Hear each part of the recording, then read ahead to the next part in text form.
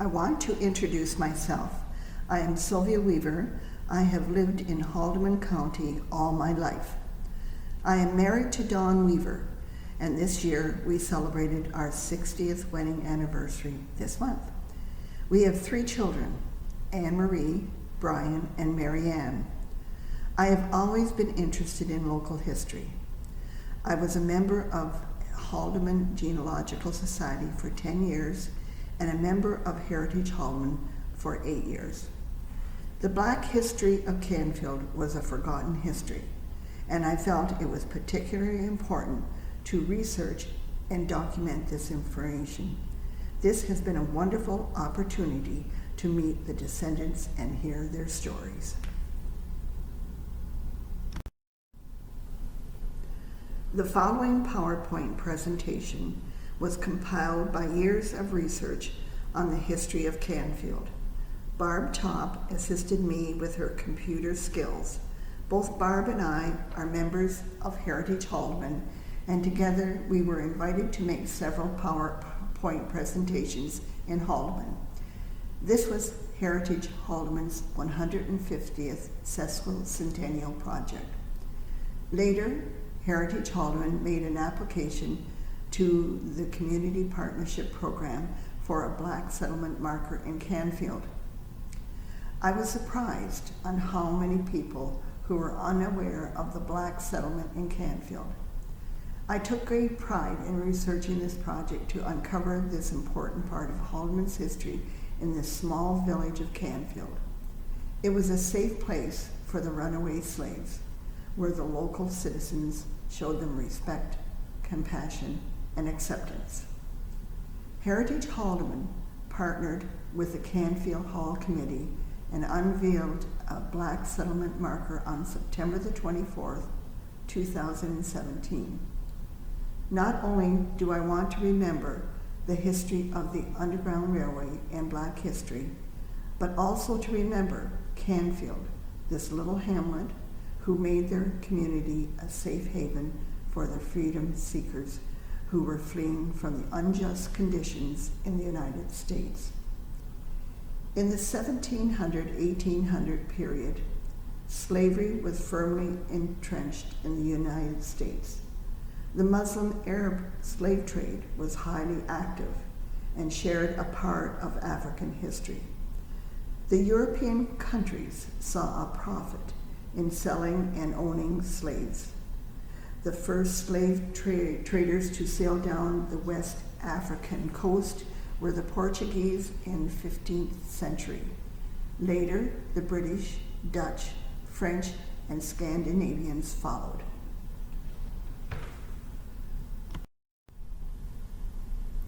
Millions of Africans were captured by the European countries and shipped to the United States, Caribbean, and South America by the transatlantic slave trade. In 1793, in Upper Canada, Governor John Graves Simcoe passed the Anti-Slavery Act. This law made it illegal to bring enslaved people into Upper Canada.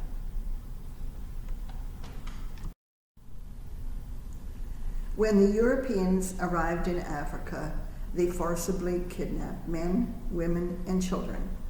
Children were separated from their mothers, fathers, brothers, and sisters, never to see them again. The conditions on board slave ships during the Middle Passage were appalling. The men were packed together below deck and were secured by leg irons. The space was so cramped they were forced to crouch or lie down. Men were packed like spoons, with no room even to turn. It is recorded most Africans were between the ages of 15 and 30. Most of the women and children who boarded the slave ships were left to roam on the upper level and were subjected to harsh treatment. These women were not only daughters and sisters, but they were also wives and mothers, leaving husbands and young children behind or seeing them embark on another slave ship. The Slave Trade Act of 1807, officially an act for the abolition of the slave trade was an Act of Parliament of the United Kingdom prohibiting the slave trade in the British Empire. This 1807 Act did not abolish enslavement itself, but prohibited the trafficking of people. Finally, throughout the British Empire, including British North America, slavery was abolished effective the 1st of August in 1834. This map of the transatlantic trade route to North and South America and the Caribbean between 1525 and 1866 in the entire history of the slave trade. 12.5 million Africans were shipped to the New World. 10.7 million survived the dreaded Middle Passage, according to the Transatlantic Database. Once slaves arrived in the United States, they were sold on an auction block. If you were skilled, strong, and healthy, they could get a better price at the sale. Prices varied depending on sex, age, health, physical build, and whether it was in the south or the north part of the United States. They were examined with little consideration.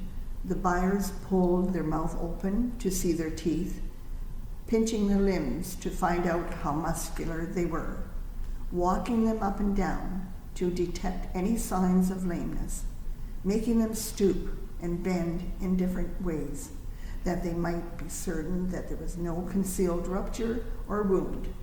In addition, wanting to know their qualifications and accomplishments. They were sold like cattle.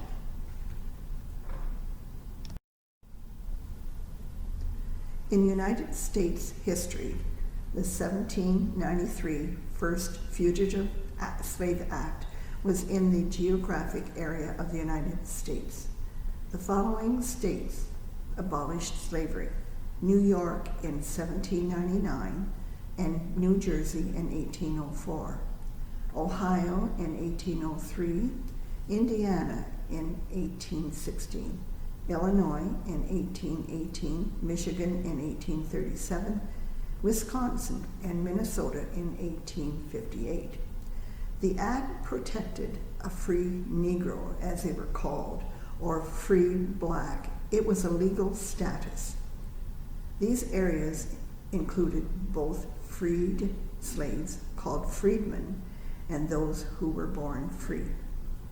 Enacted by the United States Congress in 1793, the First Fugitive Slave Act also authorized local governments to seize and return escapees to their owners in the South, and penalties were imposed on anyone else who aided in their flight.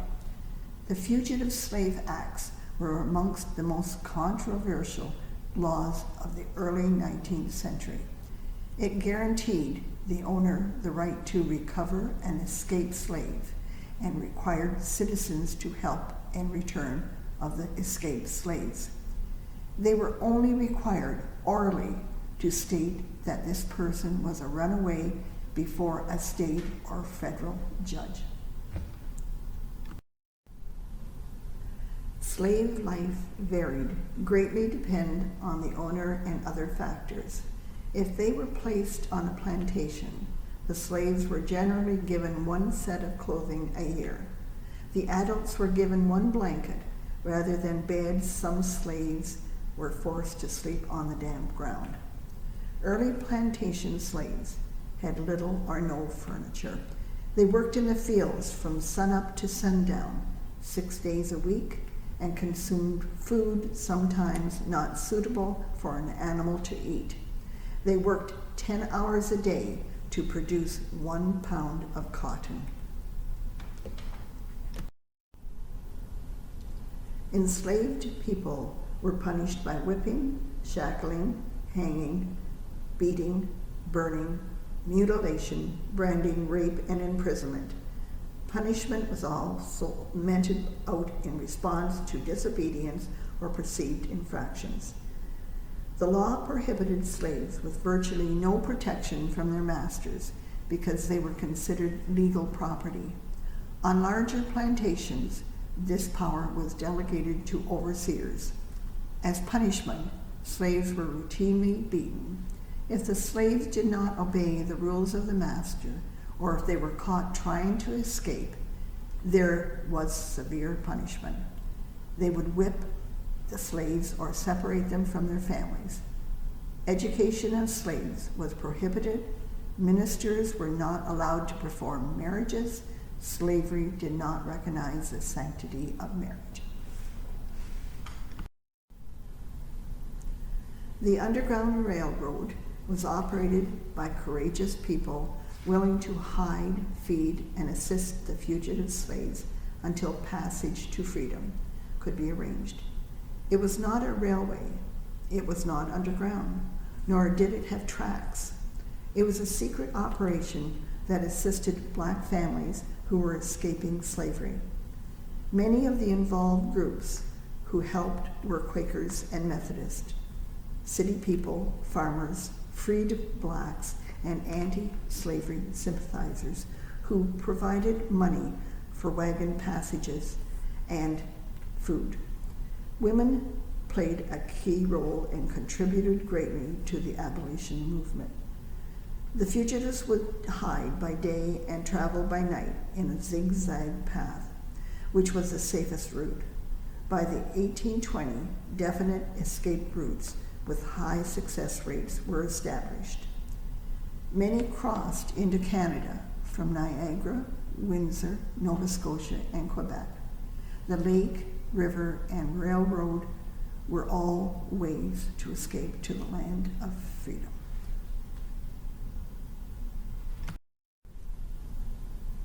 Quilts would be hung outside, which had secret codes.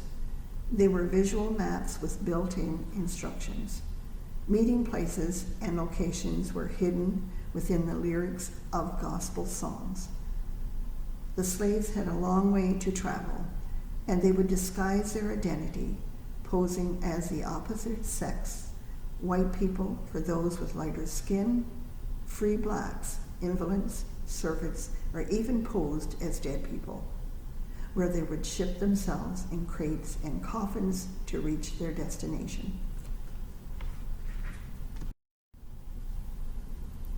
They used railway terms to confuse the public and deceive the slaveholders. The slave houses were called stations, which were homes, barns, and hideouts along the route. The conductors or station masters were men and women who operated the Underground Railroad and transported the slaves from location to location. Passengers, cargo, or freight referred to the escaped slaves. Hardware meant the travelers were men, and dry goods meant they were women. Entry points or terminals were their final destinations, noting the slaves had crossed over into the promised land of Canada. Slave catchers and kidnappers roamed both sides of the border for the escaped slaves for their bounty on behalf of the slave owners.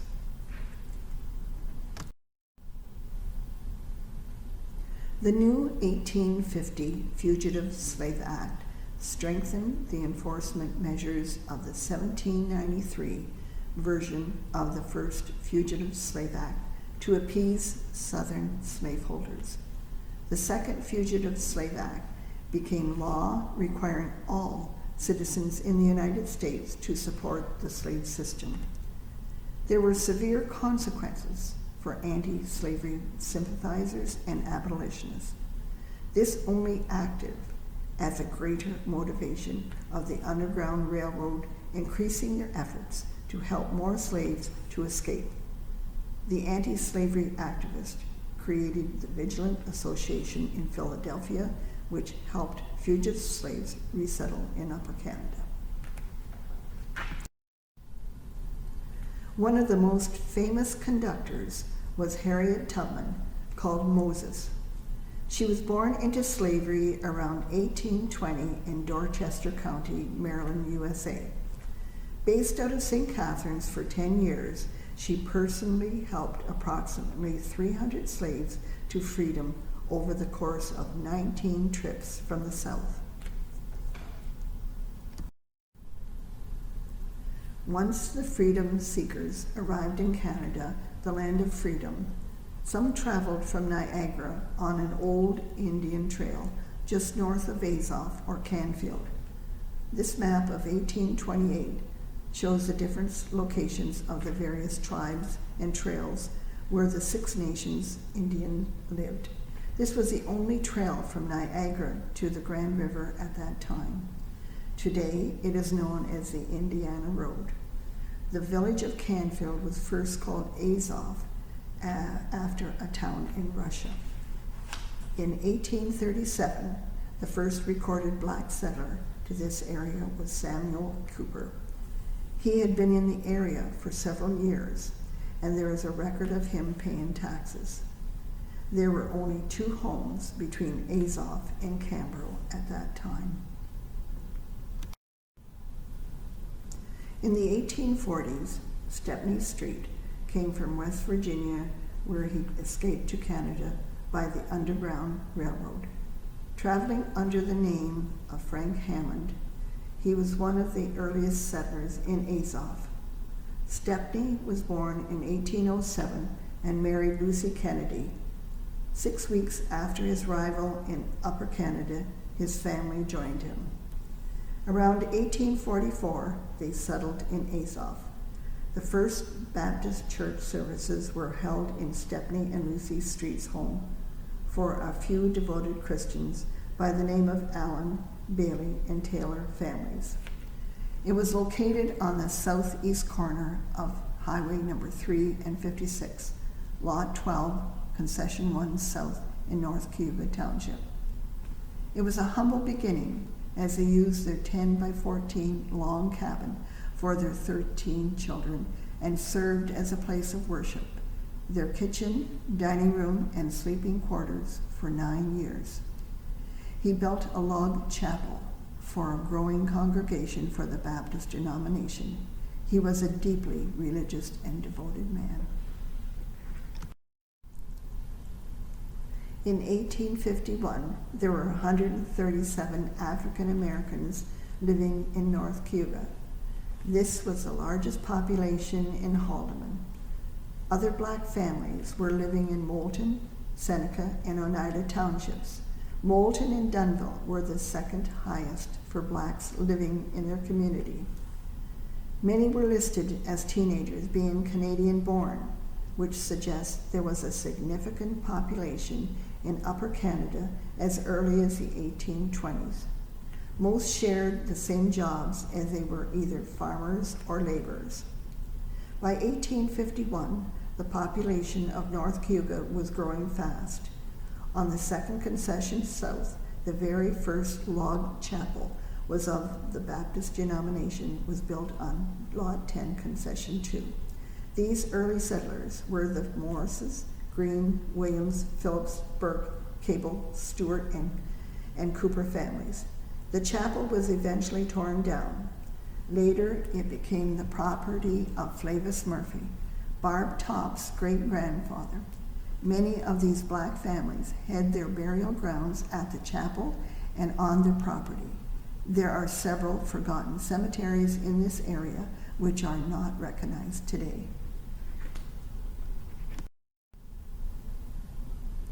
The Talbot Trail, now known as Number 3 Highway, was built by many blacks.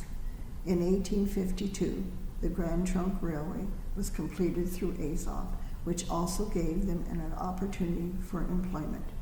When the railway station was built, the villages named Azoff was changed to Canfield after resident Albert Canfield, who was the postmaster and the carpenter.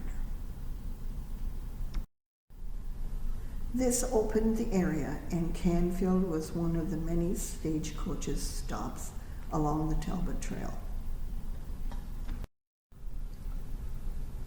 For many years, these African Canadians cleared the land and became farmers. helping their neighbors with threshing and other chores. Women assisted others as homemakers. They worked together. They were neighbors. Children in the community went to school together, and they worshiped together in the local churches. The citizens of Canfield accepted them, made them part of their community, something they had not experienced as slaves during their lives in the United States. Discrimination was still present in some communities, but the citizens of Canfield accepted the African American families as they integrated into the community.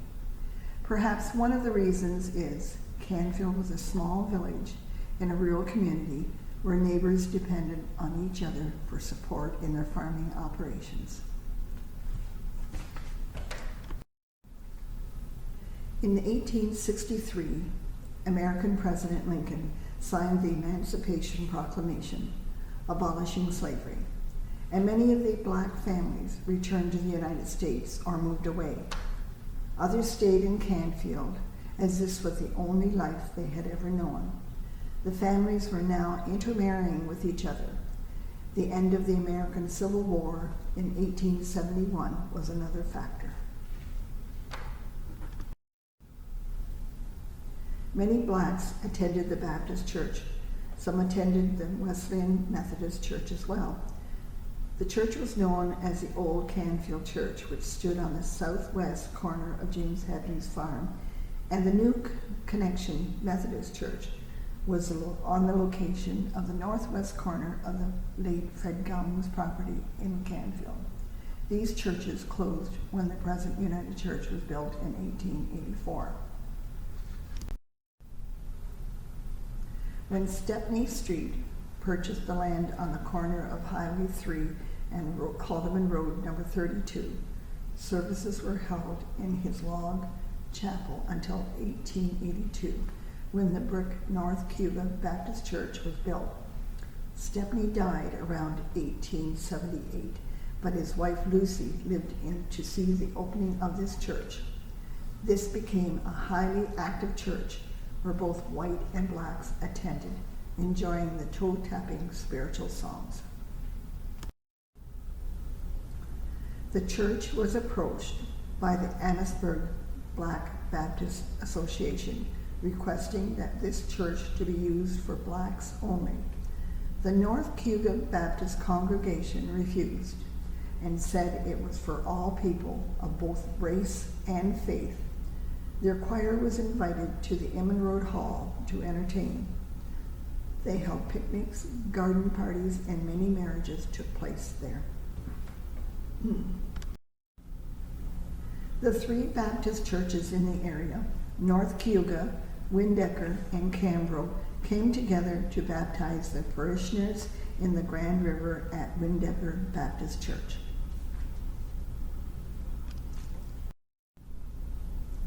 After 90 years of service in the North Cuba Baptist Church, with its congregation dwindling, the church closed in 1972. It was vacant for several years and is now a private residence.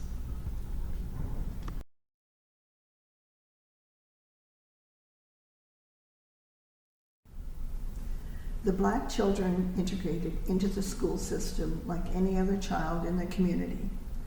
They attended the Canfield, Top, Glaspie, and Limburner schools. Top School. Limburner School.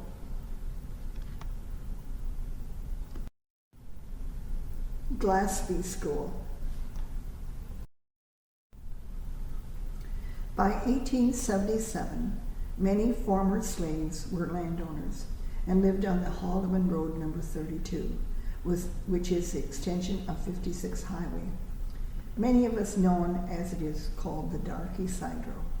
I really hesitated to use that name, as it is not an acceptable term today. I asked Donna Ford, president of the Central Network for Black History in Niagara, about using this name, and she said, "History is history and do not change it." The Gaines, Gales, Johnson's Street, and Taylor families lived on the corner of number 3 and 56 Highways. The Harpers, Thompsons, Burkes, Morrises, Green, Stewart, and William families lived on the number 32. Research was compiled from the North Cuba Census, History, and Centennial books on the following individuals and their families that lived in the community. Randall Morris escaped from the United States during the Civil War and lived on Haldeman Road 32 with his son Edward Morris, who is seen in this picture. Edward and his wife Amelia had 4 children. When I married Dawn and lived in the area, I can recall his son Clarence Morris helping local neighbors, including our Weaver family, with threshing. He was well liked in the community. I took Clarence a Christmas basket each year until he went to Grandview Lodge. There is an abandoned family cemetery on Concession 2 with the names of the Morris and Williams on the tombstone. The family of Andrew Williams lived on the south half of Lot 13, Concession 2, and raised 12 children. They lived in the Canfield area for many years. James Stewart brought his wife and children to live close by. Samuel Burke lived on Concession 1 South with his wife and 13 children. His son Andrew inherited the farm. Their son Harry was killed in World War I. Other families were the Matthews, Galloways, and Armsteads. There is an interesting story about George Phillips, who lived in Canfield. He was born into slavery on a plantation near Baltimore, Maryland. He lived on that plantation with his wife and 9 children and could not bear the thoughts of being owned. He escaped via the Underground Railroad. It was a thrilling escape, chased by bloodhounds and slave catchers. He cut off the top of his shoes and strapped them on backwards. It appeared he was walking in the wrong direction. George crossed the Niagara River into Canada on a log for fear of being caught if he tried to take the ferry. Despite attempts to rescue his family, George never saw his wife and 9 children again. After coming to Canfield, he married and had 13 more children. George died in 1904 when he was 108 years old.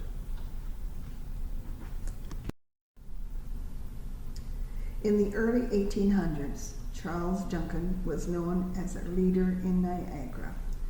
He helped many newly arrived runaway slaves to the end of their journey on the Underground Railroad.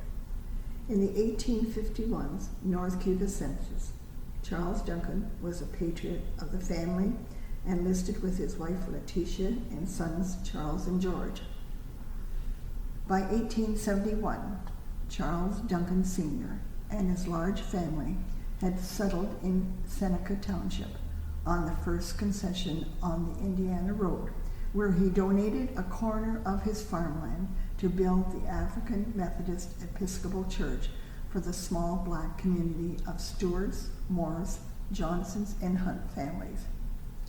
In the 1877 Pages Atlas, a reference is made where they had a church and cemetery. It is now on private property. No visible evidence remain of the church or cemetery. When Stepney Street died in 1879, Charles Duncan Sr. helped build the North Cuba Baptist Church, which was completed in 1882. Charles's grandson, also named Charles, was a man who was held in high esteem as he contributed a great deal to the community. He served in the Army, enlisting in 1916. When Charles Duncan came home from the war, he served as a police constable in the village of Cuba for many years. In his later years, he was caretaker for the Cuba High School. Many students in the late 1850s and 60s remember him fondly. He died in 1975 at the age of 102. The Duncan family were highly active in their community and were held in high esteem.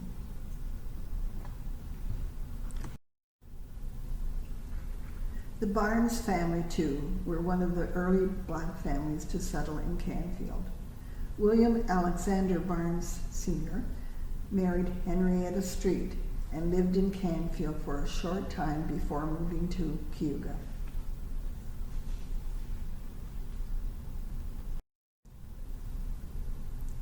At Cayuga, he opened his first barbershop in 1865 and ran it until his death in 1872.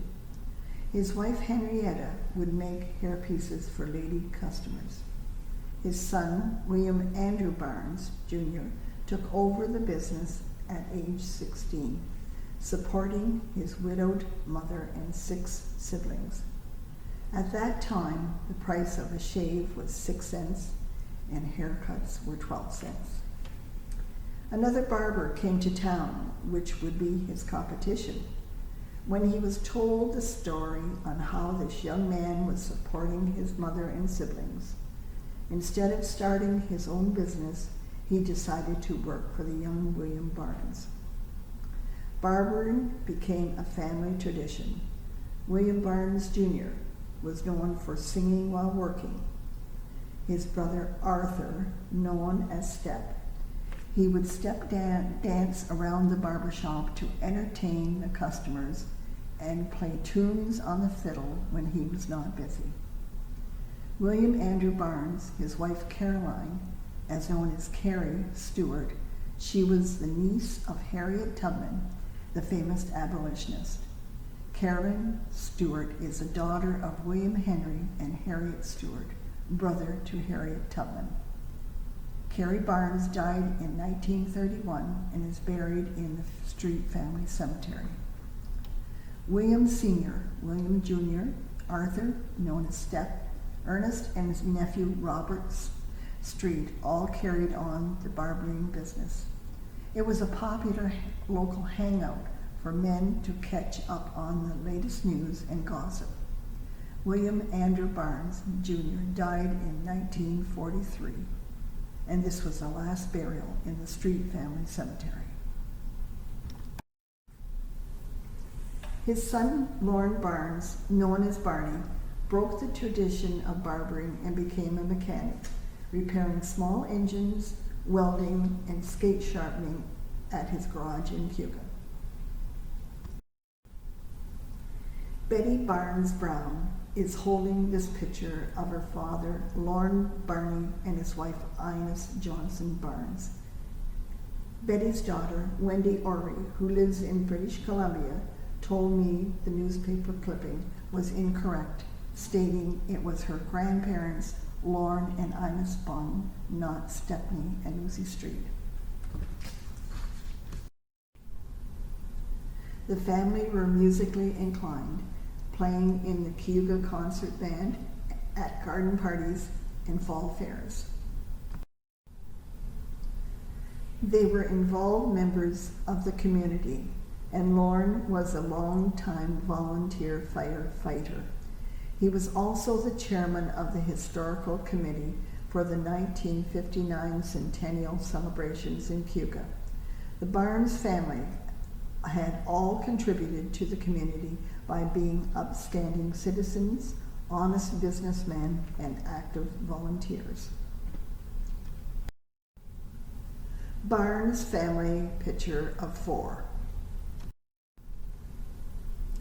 William Barnes Jr. received special recognition by the Niagara Navigation Company for his suggestion of the name Cayuga for the latest steamship to join the Toronto-Niagara route. Barnes was presented with a gold watch and chain as a memento of this occasion. The Harper family were longtime residents in Canfield. John and his wife Honor were among the first residents in Canfield. They had 5 children. More recently, many remember Joyce Harper, now Joyce Grayberry, who lived in Canfield. Joyce told me when she went to the Dunville High School, she was the only black person in the school out of 400. I asked her if she or her family had ever experienced any racial discrimination. She said she overheard one racial slur made in all the 5 years and that she attended the high school. And it was not about her personally, but that person apologized to her.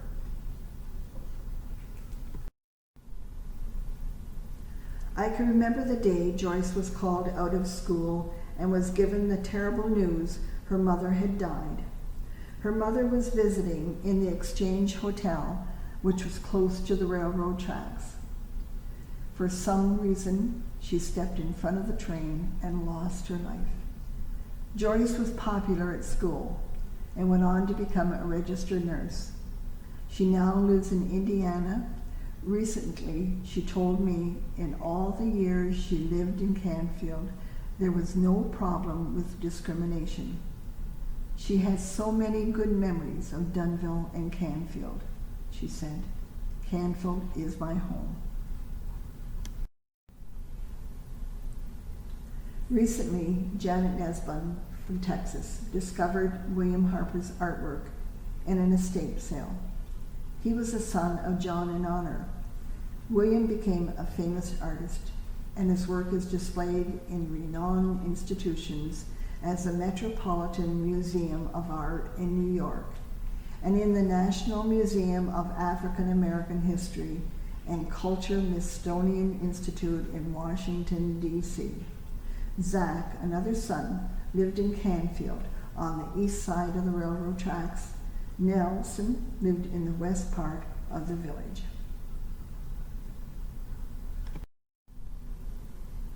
Wilma Morrison lived in Canfield as a young child for 3 years before moving to Niagara. She was an activist promoting Black history in the Niagara Peninsula and saving their church from demolition, which played an important role in the Underground Railroad. It became the Novell Johnson Heritage Library, which houses a large collection of Black history. For her years of dedication and service, she received many certificates and awards, most notably an honorary doctorate from Brock University, and was awarded the Order of Ontario, the highest honor you can get in the province. A documentary was made about Wilma, who is regarded as the custodian of Black history in Niagara. It tells her story growing up as an Ontario-born Black Canadian, the discrimination she faced based on her color and sex, and her efforts to preserve Black history in Niagara Falls. Wilma Morrison died in 2020 from COVID-19. Adeline Burke, Ruby's mother, married Isaac Lee on June the 12th in 1912. Adeline, known as Addie, was a truly kind and spiritual woman. She was a caregiver to many elderly people in the community. The Lee family lived at the end of Taylor Street, which is now called Adair Street in Canfield. Ruby, her daughter, married Frederick Douglass, and they lived in Canfield. She had to overcome many challenges in her life when she was left alone to raise her 4 children, Betty Ann, John, Ruth, and Bill, known as All to Billy. The Lee and Douglasses were the last Black families to live in Canfield. When her eyesight failed, she moved to Dunville and was proud to become the president of the White Cane Society. The name Douglas is famous in the United States. Frederick Douglass was a famous abolitionist, social reformer, writer, orator.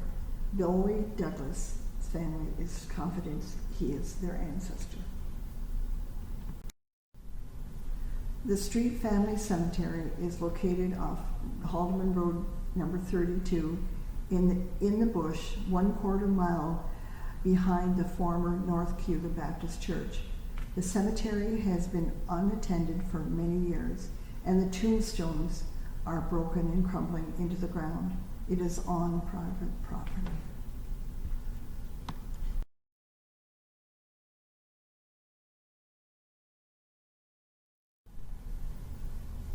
Stepney Street.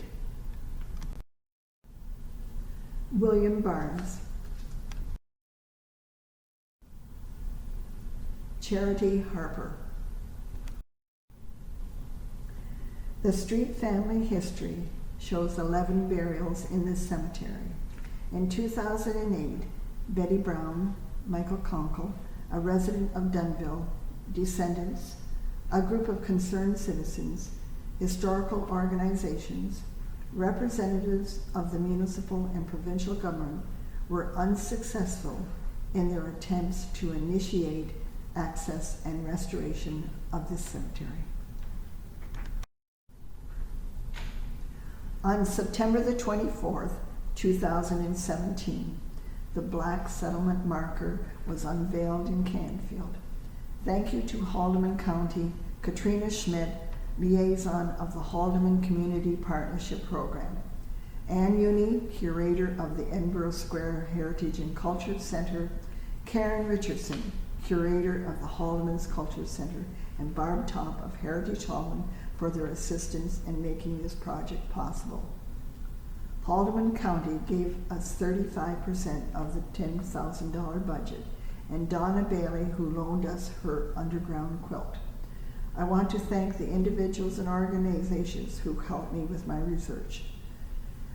Museum curators and Tracy Vanderflit, who compiled a valuable Black history for the Edinburgh Square Museum a few years ago.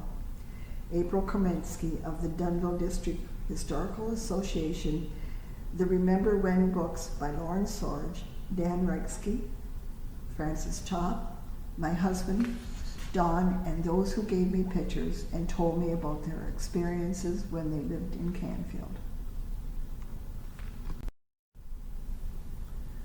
I also want to thank Dunville Rock, who donated this 8-ton rock for the Underground Railroad and Black History Memorial. I appreciated Katrina Schmidt, the liaison for Haldimand's Community Partnership Program, who kept the project on the straight and narrow path. Also, Vic Powell, Welding and Crane, who transported the rock to the site at no charge, and his men who carefully escorted this rock to its place in history. I was so relieved to have this rock delivered and safely placed. Landscapers from Oak Ridge in Hamilton did an excellent job with the plaque and donated sod to cover all the bare spots around the rock. The Canfield Hall Committee and Haldimand staff were on hand to supervise the operation. Especially, I want to thank all the generous donors from near and far who helped make this project possible. Without your support, it would never have happened. On September the 24th, 2020, the Canfield Hall Committee and the Heritage Haldimand unveiled the Memorial Settlement Marker. Bob Sorge, our Master of Ceremonies. Tony Delamonte, the counselor for North Cuba, was present. Over 200 people came to support this event in the sweltering heat that day. Thank you to the kindness of the Canfield Hall Committee, who provided lunch on the dedication day.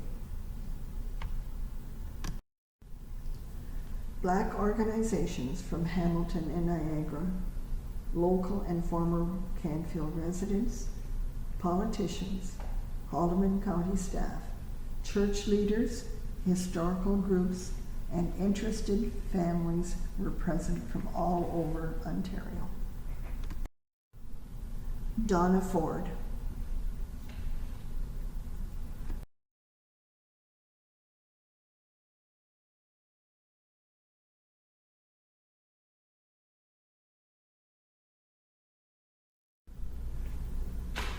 The placement of this marker is to commemorate the black settlers who fled the United States through the Underground Railroad.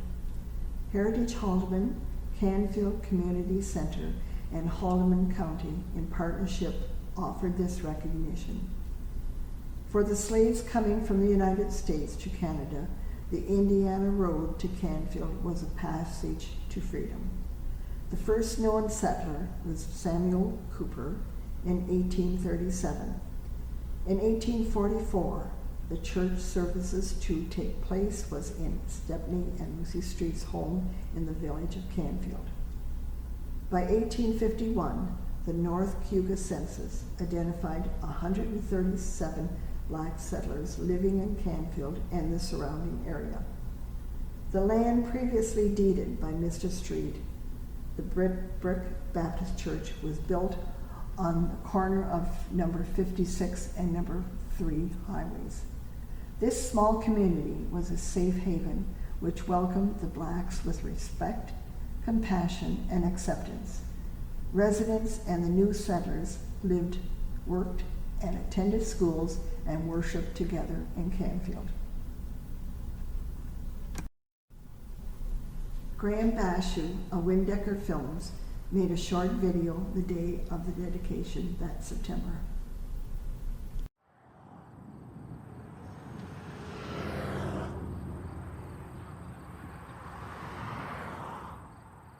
No more moaning, no more moaning, no more moaning over me, and before I'll be a slave, I'll be buried in my grave, and go home to my Lord, and be free, and be free.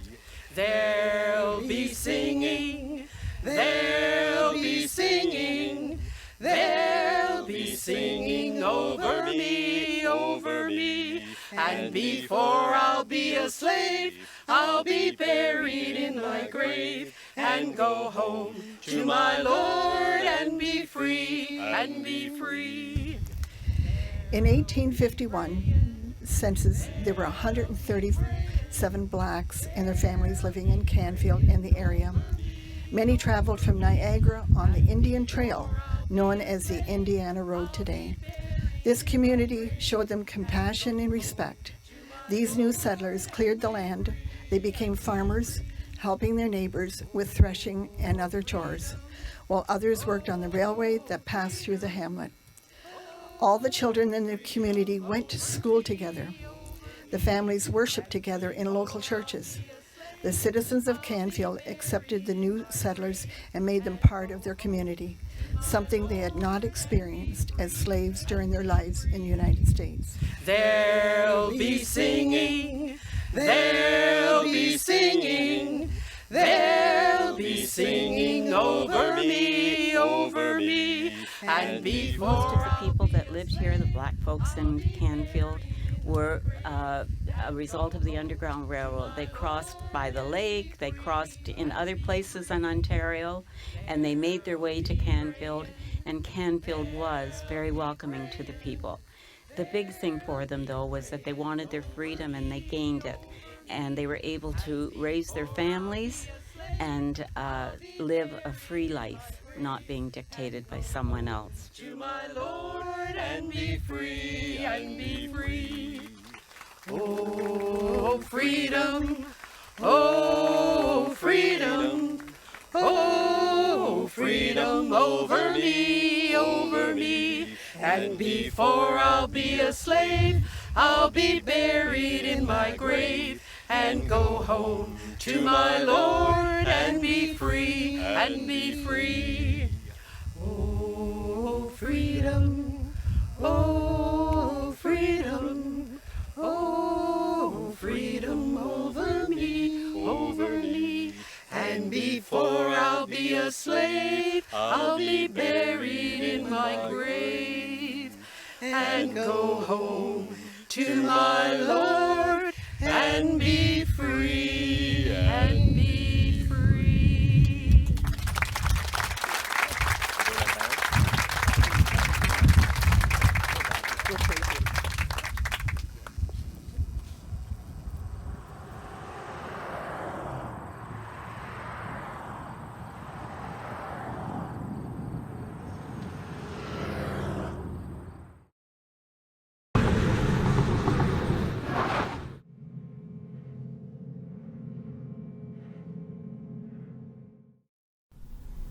It was such a wonderful day to see such interest and appreciation that this historical event was finally recognized.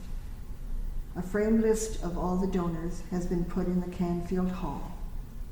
This year, in 2020, I was asked by the families of Street, Barnes, and Williams to reopen the attempts to save this historic street cemetery. After collecting deeds, indentures, maps, the package was given to the bereavement authorities of Ontario. A letter writing campaign was orchestrated. The families, Canfield community, interested parties, and several historical organizations took part. The stakeholders were made aware a book and film documentary were in progress. There is a law in the Cemetery Act to protect abandoned cemeteries. The BAO and Haldeman County are now actively communicating with the present owner to access and restore this historic cemetery, which is the final resting place of Stepney and Lucy Street and their families, who were one of the first Black families who came to Canfield. And for William and Carrie Barnes, who is Harriet Tubman's niece.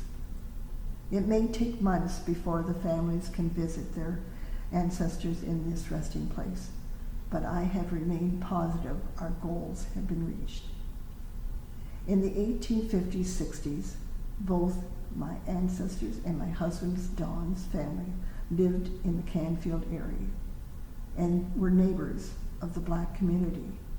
I know now why Canfield has always been a special place for me. The important history of the Black history and Underground Railroad in Canfield will not be forgotten.